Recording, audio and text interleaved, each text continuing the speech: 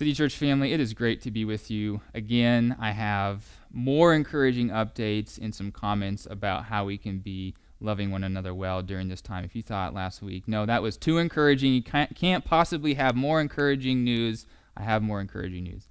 First of all, blown away by all the outreaches I'm getting from people, text and email concerning, hey, I want to volunteer my time and energy, or here's some financial resources that I want to make available to people in need. If you knew who was giving and how much, it would absolutely blow your socks off. God is at work. His Spirit is moving in people. You should be encouraged, City Church family. And thank you to those who are being generous during this time. Another really encouraging thing. Yesterday, a community group provided a lunch and thank you notes for all the employees of a local grocery store. This morning, people from our church family went out to the Oaks Mall and participated in a food drive. They organized food and loaded food into the vehicles of people who are in need, which is quite a lot of us during this time.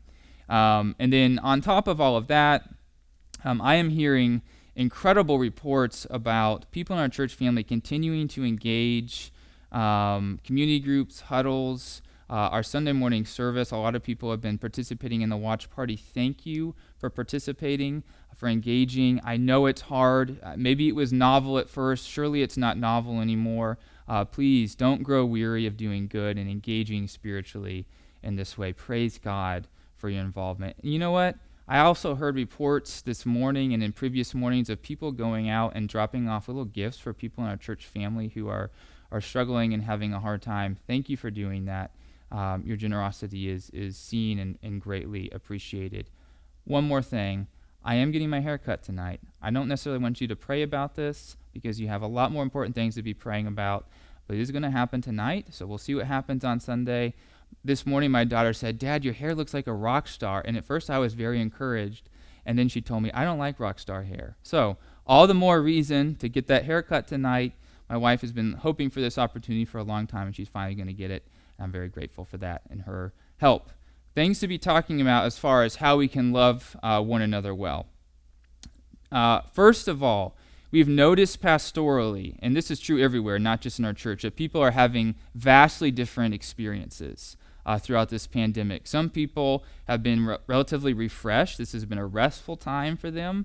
Other people have said this has been the hardest season of their lives, and then we have everything in between. If you are having a restful, refreshing time, praise God, and a lot of you really needed that rest, and we see the Lord's favor and goodness in providing it.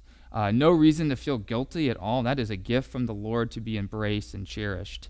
As you are rested, also see that as an opportunity to serve people who are struggling and hurting, because there are people on the other side of that spectrum that could use some love. Think creatively about how to do that. And you don't even need to go through the church. Just figure out who those people are if you know who they are and serve them. Rally people to love others well in our church and also in our city. Those of you who are struggling for whatever reason, a lot of people in caregiving professions are hurting a lot right now. Medical, teachers, social workers, parents who have children in the home, people who have lost jobs or had their hours reduced. Those people are generally speaking hurting a lot right now or struggling. Ask for help, please. Experience the Lord's generosity through church community. Also, I think it's important that we guard our hearts from resentment. It's really easy when we're struggling to be resentful of others who seem to be doing comparatively well. Also, even since I shot this last update video, last week's video, things have become very polarized in our society.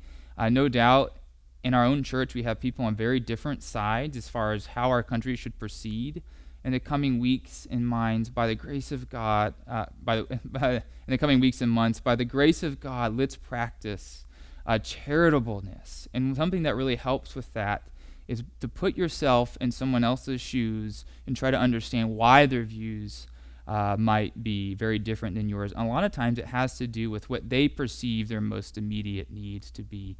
I think people in general in our church family really care about human life. They really care about other people. We might just have different views on how to do that. And so let's practice charitableness and be a model for our country during a very challenging time. We are posting an update probably tomorrow on Realm with more information about how we're trying to prepare for our re-entry, so to speak, to start meeting again, so you will be able to read about that in detail. And thank you to Ryan Harding for heading all of that up. I love you. I will see you on Sunday.